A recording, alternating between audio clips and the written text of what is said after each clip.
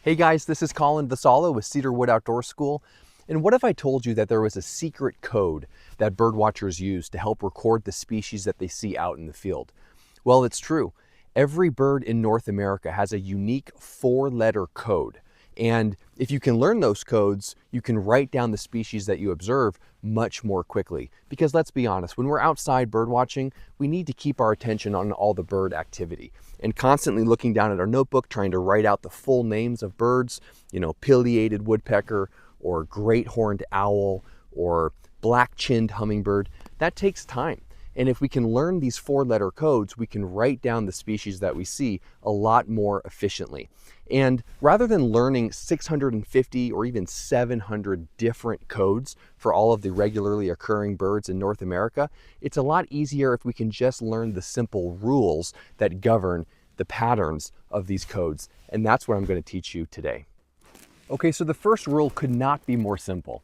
If a bird has only one word in its name, then we are simply going to take the first 4 letters of that word, and that will become the code. So let's look at a few examples of this first rule in our Sibley Bird Field Guide. And there's probably nowhere better to start than with one of the most familiar birds in North America, and that is the mallard. So mallard, as you can see, only has one word, so the banding code would simply be M-A-L-L. Here's another example, and this one's even easier because the bird sora only has 4 letters in its name to begin with. So the banding code is just S-O-R-A. And finally, jumping over to the plovers, we see that there's another bird here that only has one word in its name, and that is the killdeer. Kind of a funny name for a bird, but it's based off of its vocals, how it sounds like it's saying killdeer when it calls. And if you stick around to the end, I'm going to tell you how this code in particular, which would be what? K-I-L-L, how that code almost got me in trouble on an airplane. The second rule is just as easy. If a bird has 2 words in its name, we are simply going to take the first 2 letters of the first word and the first 2 letters of the last word. Put those together, that becomes the 4-letter code. So examples of Rule 2 are going to abound in any bird field guide because there are a whole host of birds that only have 2 words in their name. And here's a page where every bird listed has just 2 words. And so we can look from left to right and see rhinoceros auklet would simply be R-H-A-U. Tufted puffin would be T-U-P-U. Horned puffin, H-O-P-U. Atlantic puffin, A-T-P-U. I want to also mention here that learning these codes is quite helpful to you as a bird watcher because we tend to abbreviate the birds that we're seeing in the field just in everyday conversation. So someone might ask, hey, what's that? And we would respond, it's just a crow. But when we go to write that bird down in our notebook, we quickly realize, well, there isn't a bird called a crow. We have to learn, is it an American crow or is it a fish crow? Because those are 2 totally different codes. Same thing with an eagle soaring above us. We tend to say, well, it's just an eagle. But is it a bald eagle or is it a golden eagle? So especially for the new bird watcher, learning codes forces you to learn the full names of birds, which is quite helpful. Now the third rule is a little bit more involved, but it's still simple to understand. And that is if a bird has 3 words in its name, we want to grab the first letter of the first word, the first letter of the second word, and typically we want to grab the 2 initial letters of that final word because oftentimes that represents the family. So just off the top of my head, I'm thinking of great crested flycatcher. That's obviously a flycatcher. So we want to grab that FL from the flycatcher and then the G and the C from those first 2 words. So GCFL for great crested flycatcher. And we'll show more examples here shortly. But I also want to mention that a lot of birds have hyphens in their name as well, as you probably know. And so anytime we have a 3-worded bird name that also has a hyphen, we typically want to grab the first letter of the first word in the hyphen, the first letter of that second word in the hyphen, and then the other 2 letters will come from that remaining word.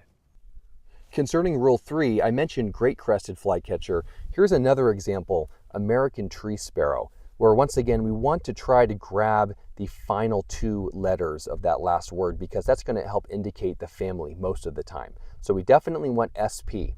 And then we're simply going to grab the first letter of the first word, the first letter of the second word. So in full, we have ATSP for American tree sparrow. Now, what about hyphenated names? Well, we mentioned that we just want to grab the first letter of each word in the hyphen and then the last two letters of the remaining word. So yellow-bellied sapsucker would just be YBSA. And if the hyphen is on the final part of the bird's name, like we see in scrub jays, it's the same thing. We just want to grab the first letter of the hyphen word, so SJ, but then FL would be first. So FLSJ or ISSJ. Now for our final rule, we're back to simple stuff, and that is if a bird has 4 words in its name, we are simply going to grab the initial letter of each of those words, put them together, and that is the code. In the instance where a bird has 4 words as a part of its name, which doesn't happen all that often, but it does exist as you see here, we're just going to grab the first letter of each of those. So black-crowned night heron would be BCNH, yellow-crowned night heron, YCNH. And that would be the same for a northern saw-whet owl or a northern ruffed-winged swallow. And again, this is helpful for us as bird watchers because in the field, you probably will hear a bird watcher just say, this is a saw-whet owl, or I'm looking at a ruffed-winged swallow. But when you go to write the code down or do any sort of formal documentation, you need to learn the full name of the bird. So it is those 4 rules, or we could say those 4 patterns, that inform us of how to make up a 4-letter code for every bird species that we see here in the United States. But I should also note that there are exceptions because, as I mentioned at the beginning of this, every bird species has to have a unique 4-letter code. What happens in those rare instances where a bird name would end up being the same 4-letter code as another bird species? Well, we have to make adjustments. I'm going to talk about that right now. So as we examine the exceptions, don't be intimidated because even when we have to make changes to the 4-letter codes, you will find that there are still consistent patterns that are reliable and that we can count on to follow. And so when we look at, say, a Canada goose, which is the most common goose, certainly one you've probably seen, or at least it won't be long before you look at one in the field and have to record it. Well, according to Rule 2, we would think that Canada goose's code would be CAGO. However, when we zoom out and we take into account all of the bird species that exist in North America, we also recognize that there is a cackling goose, which, as you probably already noticed, would also be CAGO. So what do? Well, they're both geese, and so we are not going to grab another letter from goose. But what we are going to do is make cackling goose the first 3 letters, so CAC, and then go to the G. In Canada goose, CAN before going to the G. We observe a similar pattern with barn swallow versus bank swallow. Both would seemingly be BASW, but for bank we are simply going to do BANS, and for barn, BARS. And that same pattern is going to occur for a number of different species like sagebrush versus savanna sparrow, or California towhee versus canyon towhee. That same pattern is going to occur.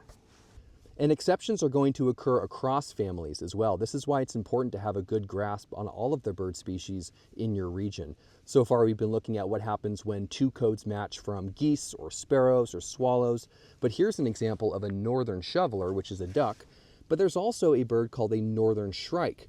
Well, they both have northern in their name, but the last name, or the last word in their name rather, is different, and so SHO is sufficient to differentiate from SHR for shrike. So what would northern shoveler be? NSHO, northern shrike, NSHR. Again, very simple stuff. And the last exception that I want to look at is barred owl versus barn owl. And this one's a little bit interesting because both are going to be owls and both start with BAR. So what do we do in this instance? Well, we're obviously not going to pull from owl, and we're obviously not going to pull from the first 2 or even 3 letters of either name. So we have to go to the first unique letter. And in this case, barred owl goes out to a D, barn owl goes out to an N. So the barn owl would be BANO, barred owl BADO. Now, I'm also bringing up this example because this code has actually changed, which I wanted to make the point of staying in touch with how bird names sometimes change. Barred owl and barn owl have actually been altered because barn owl has been renamed recently to American barn owl, which gets rid of this issue altogether. So the barn owl can be A, B, O, W, and the barred owl can revert back to just its normal pattern based on rule 2, B, A, O, W. So keep up with your codes, and if you have questions on the specifics and you're not sure if you are putting down a code correctly, then you can go online and find all of the codes, or even the Sibley guide, the app version for the phone, has in the description the exact code, and sometimes we'll even talk about how these changes have played out over time. So there you can go to check and make sure that you're writing down things correctly. Now I want to give you a quick example of what this looks like practically in the field. Here is my bird log from my recent birding outings, and you can see everything is written down in these 4-letter codes. And as you become more familiar with the birds, you can read this very quickly as well. So yellow warbler, American crow, lesser goldfinch, bush tit, song sparrow, California towhee, Bell's vireo, Nettles woodpecker, and so on and so forth. All right, you guys, I hope this video has been helpful in showing you just how easy it is to record birds in the field. And the more you do this, the more you're going to get to know your local bird species, as well as the species in the broader region in which you live. Of course, you're also going to become a lot more quick at writing down those codes, which, as you saw, really is not complicated at all. Now, I promised that I would end this video with a story of how these 4-letter codes almost got me in trouble in the past. And here it is. You know, I've been bird watching ever since I was 13 years old. And when I was that age, most of my birding just focused on local hotspots. So I would go around on the weekends or on school breaks. But as I got older, I could do some more independent travel, and I would travel across the whole country looking for as many bird species as I could find. Well, one memorable trip was a southern Florida expedition, and I had spent about 2 weeks birding that entire region, which is phenomenal. If you ever have a chance to be in southern Florida and do some bird watching, it's great. But on the flight back, I hadn't recorded all of the species that I had seen that day. And so early on in the flight, I needed to make my list. And as we boarded, you know, I'm not the best flyer, but I sat next to someone who really was not a good flyer. And you could tell from the moment that he got on, he sat down, he's just a little jittery, shaky, nervous. Just you can tell he's an uncomfortable flyer. Well, early on in the flight, I busted out my notebook and I'm starting to write down all of these mysterious codes, and I can see him glancing over, and it certainly didn't help his anxiety. You could tell as I'm writing this down that it just made him a little bit uncomfortable. You know, he was inching away, just like trying to make sense of what I'm doing. I didn't say anything, but just was really, really nervous. At some point, I had to go to the bathroom, and so I got up and I came back, and I tell you, this guy had gone from bad to worse. Noticeably worse. I sat back down and he was really inching away. He was shaking. He was looking at me with crazy eyes. And I'm like, what is going on here? And I'm young. I didn't say anything. But I'm looking down at my book and I realized the last code that I had written was what? K-I-L-L. What's that code? Well, it's killdeer. But to the untrained eye, that looks very scary. And so let this be a disclaimer that banding codes are very helpful. They're certainly good in the field, but it could get you in trouble, especially if you write them on an airplane.